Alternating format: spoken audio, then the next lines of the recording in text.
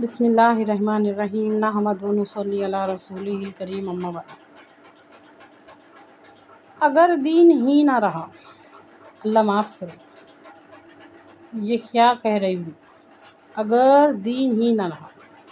جب ہمارے نبی صلی اللہ علیہ وسلم اس دنیا سے رخصت ہو گئے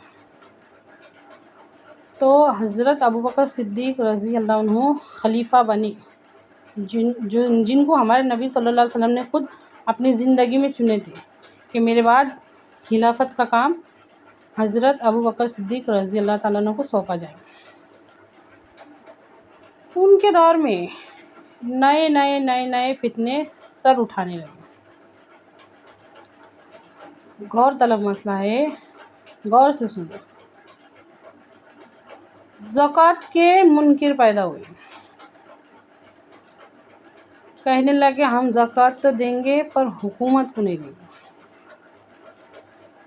غور کرو، غور سے سنو۔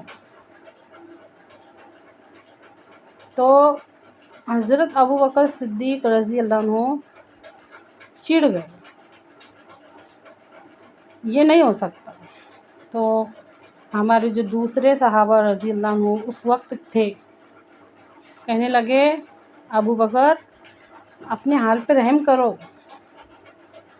اپنے حال پہ رحم کرو، ہمارے حال پہ رحم کرو، ہمارے کلیجے ابھی غم سے پھٹے ہوئے ہیں، نبی کریم صلی اللہ علیہ وسلم کی بیویوں کا حال دیکھو۔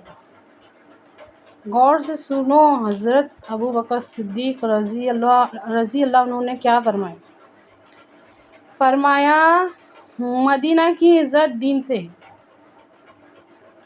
میری تمہاری سب کی عزت دین سے ہے۔ دین میں کمی آئے اور ابوبکر زندہ رہے، یہ نہیں ہو سکتا۔ یا تو اسلام زندہ ہوگا، یا تو دین زندہ ہوگا، یا تو ابوبکر کی قبر بنی گی۔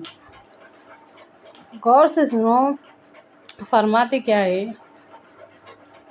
فرمایا مدینہ آگ کی بھٹی بن جائے، میری تمہاری ہم سب کی لاشیں زمین پر پڑی ہو،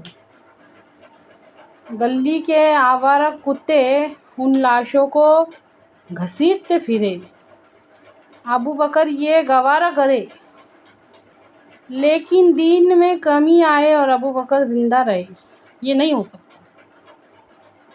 اچھی طرح سے سمجھے میری اس بات کو۔ آپ لوگ یہ سوچتے ہوں گے کہ رمضان المبارک کا اتنا بڑا مہینہ چل رہا ہے، یہ اس کے بارے میں نہیں بتاتے، باقی تمام باتوں کے بارے میں نہیں بتاتے، دین کی کسی اور بات کے بارے میں نہیں بتاتے۔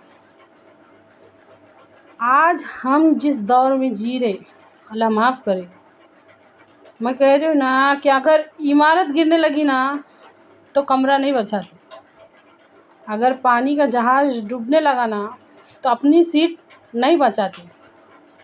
اللہ معاف کرے، اللہ معاف کرے، اللہ معاف کرے۔ اگر دین ہی نہ رہا تو کیا بچے گا؟ سوچ کے دیکھو، صرف یہ گوارہ نہ کرے ہمارے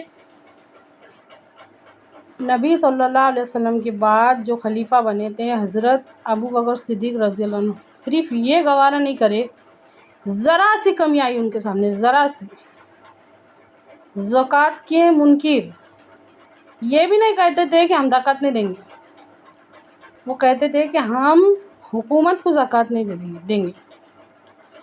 اس وقت کے حساب سے حکومت کو زکوٰۃ دی جاتی تھی، اور ایسا وقت تھا کہ زکوٰۃ لینے والا کوئی نہیں تھا، کیونکہ یہ حکومت کے ذمہ تھا کہ وہ سب کی ضرورت کو پورا کرے، تو زکوٰۃ لینے والا کوئی نہیں تھا۔ ایسے پیسوں کی زکوٰۃ جو پرانے زمانے کے لوگ تکیوں کے اندر چھپاتے تھے، زمین کے اندر گاڑتے تھے، ایسے پیسوں کی زکوٰۃ لینے والا کوئی نہیں تھا۔ تو سوچ کے دیکھو، حضرت ابوبکر صدیق رضی اللہ عنہ نے یہ گوارہ نہیں کرے کہ میرے سامنے ذرا سی بھی دین میں کمی آئے۔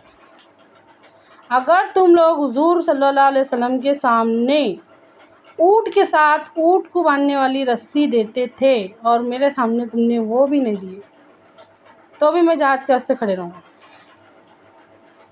آج ہمارے لوگوں میں اور ان لوگوں میں کتنا بڑا فرق ہے، سوچ کے دیکھو۔ جس امت کو ہمارے نبی صلی اللہ علیہ وسلم نے جسم کی مانند کہا، سوچ کے دیکھو کیا وہ جسم کی مانند ہے؟ سوچ کے دیکھو۔ اے اللہ ہم کو سمجھنے کی توفیق عطا فرما، ہدایت، نصیحت، قرآن، حدیث، ہر چیز سے ہم دور ہو کے دنیا کو مقصد بنا کے جی رہے، صرف دنیا دنیا دنیا۔ ہماری ساری محنتیں، کوششیں، ارادے، اختیار، سارا کا سارا وقت، ہمتیں، صلاحیتیں، سب کچھ دنیا پہ قربان کر رہے۔